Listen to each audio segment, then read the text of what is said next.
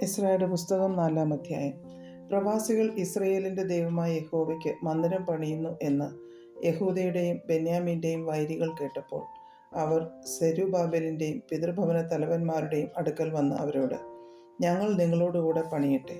നിങ്ങളുടെ ദൈവത്തെ നിങ്ങളെന്ന പോലെ ഞങ്ങളും അന്വേഷിക്കുകയും ഞങ്ങളെ ഇവിടെ കൊണ്ടുവന്ന അശ്ശൂർ രാജാവായ എസർഹദ്ദോന്റെ കാലം മുതൽ യാഗം കഴിക്കുകയും ചെയ്തു പോരുന്നു എന്ന് പറഞ്ഞു. അതിന് സെരുബ്ബാബേലും യേശുവയും ശേഷം ഇസ്രായേൽ പിതൃഭവന തലവന്മാരും അവരോട്, ഞങ്ങളുടെ ദൈവത്തിൻ്റെ ആലയം പണിയുന്നതിൽ നിങ്ങൾക്ക് ഞങ്ങളുമായി കാര്യമൊന്നുമില്ല. പാർസി രാജാവായ കോരശ് രാജാവ് ഞങ്ങളോട് കൽപ്പിച്ചതുപോലെ ഞങ്ങൾ തന്നെ ഇസ്രായേലിൻ്റെ ദൈവമായ യഹോവയ്ക്ക് അത് പണിതുകൊള്ളാം എന്ന് പറഞ്ഞു. ആകയാൽ ദേശനിവാസികൾ യഹൂദ ജനത്തിന് ധൈര്യക്ഷയം വരുത്തി പണിയാതിരിക്കേണ്ടതിന് അവരെ പേടിപ്പിച്ചു. അവരുടെ ഉദ്ദേശം നിഷ്ഫലമാകേണ്ടതിന് അവർ പാർസി രാജാവായ കോരശിൻ്റെ കാലത്തൊക്കെയും പാർസി രാജാവായ ദാര്യാവേശിൻ്റെ വാഴ്ച വരെയും അവർക്ക് വിരോധമായി കാര്യസ്ഥന്മാരെ കൈക്കൂലി കൊടുത്തു വശത്താക്കി. അഹശ്വേരോശിൻ്റെ കാലത്ത് അവൻ്റെ വാഴ്ചയുടെ ആരംഭത്തിൽ തന്നെ അവർ യഹൂദയിലെയും യെരുശലേമിലെയും നിവാസികൾക്ക് വിരോധമായി അന്യായപത്രം എഴുതിയയച്ചു. അർത്ഥശഷ്ടാവിൻ്റെ കാലത്ത് ബിശലാമും മിത്രേദാത്തും താബെയേലും ശേഷം അവരുടെ കൂട്ടക്കാരും പാർസി രാജാവായ അർത്ഥശഷ്ടാവിന് ഒരു പത്രിക എഴുതി അയച്ചു. പത്രിക അരാമ്യാക്ഷരത്തിൽ അരാമ്യ ഭാഷയിൽ തന്നെ എഴുതിയിരുന്നു. ധർമാധ്യക്ഷനായ രഹൂമും രായസക്കാരനായ ശിംശായിയും യെരുശലേമിന് വിരോധമായി അർത്ഥശിഷ്ട രാജാവിനൊരു പത്രിക എഴുതി അയച്ചു.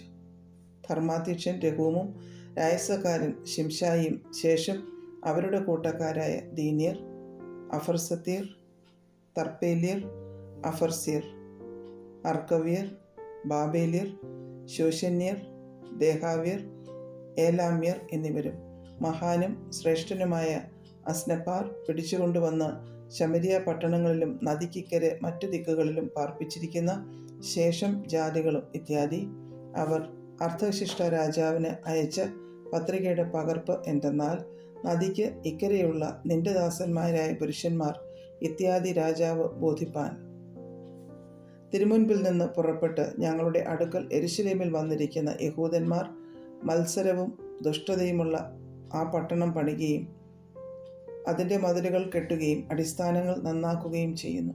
പട്ടണം പണിത് മതിലുകൾ കെട്ടിത്തീർന്നാൽ അവർ കരമോ നികുതിയോ ചുങ്കമോ ഒന്നും അടയ്ക്കയില്ല. അങ്ങനെ ഒടുവിൽ അവർ രാജാക്കന്മാർക്ക് നഷ്ടം വരുത്തും എന്ന് രാജാവിനെ ബോധിച്ചിരിക്കണം. എന്നാൽ ഞങ്ങൾ കോവിലകത്തെ ഉപ്പ് തിന്നുന്നവരാകയാലും രാജാവിന് അപമാനം വരുന്നത് കണ്ടുകൊണ്ടിരിക്കുന്നത് ഞങ്ങൾക്ക് ഉചിതമല്ലായികയാലും ഞങ്ങൾ ആളയച്ച് രാജാവിനെ ഇത് ബോധിപ്പിച്ചു കൊള്ളുന്നു. അവിടുത്തെ പിതാക്കന്മാരുടെ വൃത്താന്ത പുസ്തകത്തിൽ നോക്കിയാൽ ഈ പട്ടണം മത്സരവും രാജാക്കന്മാർക്കും സംസ്ഥാനങ്ങൾക്കും ഉപദ്രവവും ഉള്ള പട്ടണം എന്നും അതിൽ അവർ പുരാതനമേ കലഹം ഉണ്ടാക്കിയതിനാൽ ഈ പട്ടണം നശിച്ചു കിടക്കുന്നു എന്നും വൃത്താന്ത പുസ്തകത്തിൽ നിന്ന് അറിവാകും. ഈ പട്ടണം പണിയുകയും അതിൻ്റെ മതിലുകൾ കെട്ടിത്തീരുകയും ചെയ്താൽ അതുനിമിത്തം അവിടത്തേക്ക് നദിക്ക് ഇക്കരെ ഒരവകാശവും ഉണ്ടായിരിക്കുകയില്ലെന്ന് രാജാവിനെ ഉണർത്തിച്ചു കൊള്ളുന്നു. അതിന് രാജാവ് ധർമാധ്യക്ഷനായ രഹൂമിനും രായസക്കാരനായ ശിംശായിക്കും ശമരിയ നിവാസികളായ അവരുടെ കൂട്ടക്കാർക്കും നദിക്കും അക്കരെയുള്ള ശേഷം പേർക്കും മറുപടി എഴുതി അയച്ചതെന്തെന്നാൽ, നിങ്ങൾക്ക് കുശലം ഇത്യാദി. നിങ്ങൾ കൊടുത്തയച്ച പത്രിക നമ്മുടെ സന്നിധിയിൽ വ്യക്തമായി വായിച്ചു കേട്ടു.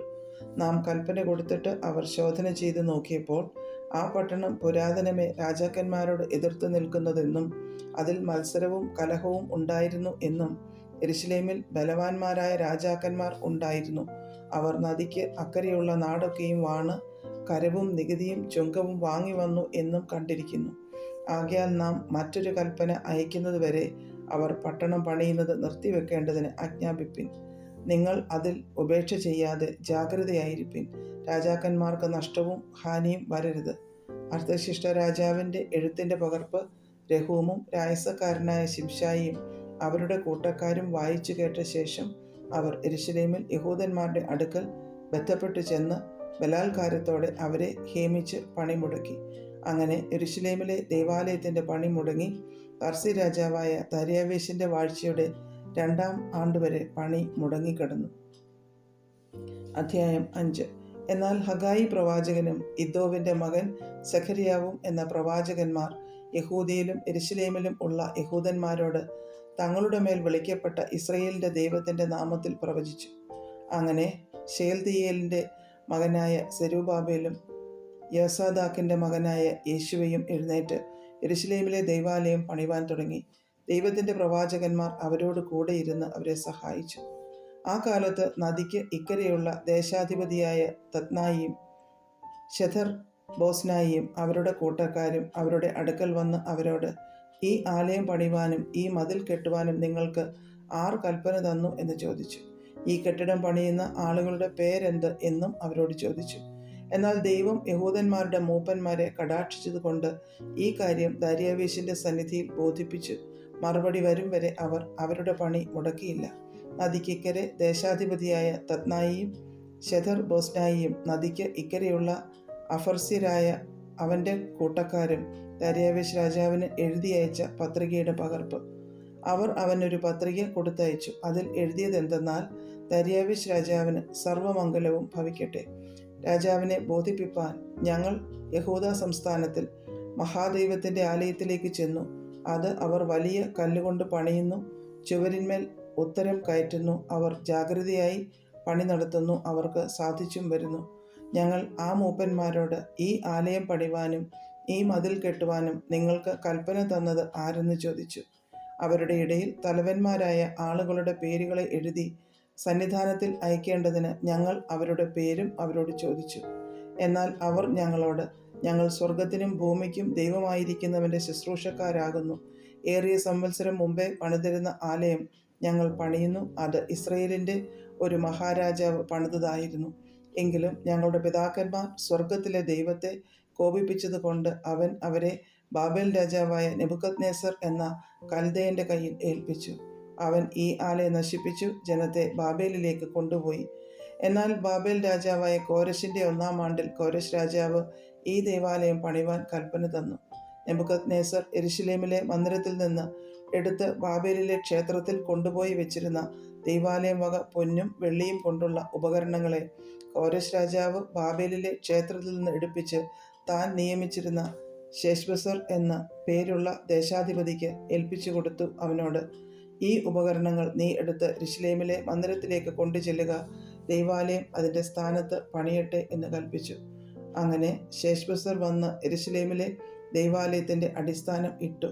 അന്നു മുതൽ ഇന്ന് വരെ അത് പണിതു വരുന്നു. ഇതുവരെ അത് തീർന്നിട്ടില്ല എന്ന് അവർ ഉത്തരം പറഞ്ഞിരിക്കുന്നു. ആകയാൽ രാജാവ് തിരുമനസ്സായി യെരുശലേമിലെ ഈ ദൈവാലയം പണിവാൻ കോരശ് രാജാവ് കൽപ്പന കൊടുത്തത് വാസ്തവമോ എന്ന് ബാബേലിലെ രാജഭണ്ഡാര ഗൃഹത്തിൽ ശോധന കഴിച്ച് ഇതിനെക്കുറിച്ച് തിരുവുള്ളം എന്തെന്ന് ഞങ്ങൾക്ക് എഴുതി അയച്ചു തരണമെന്ന് അപേക്ഷിക്കുന്നു.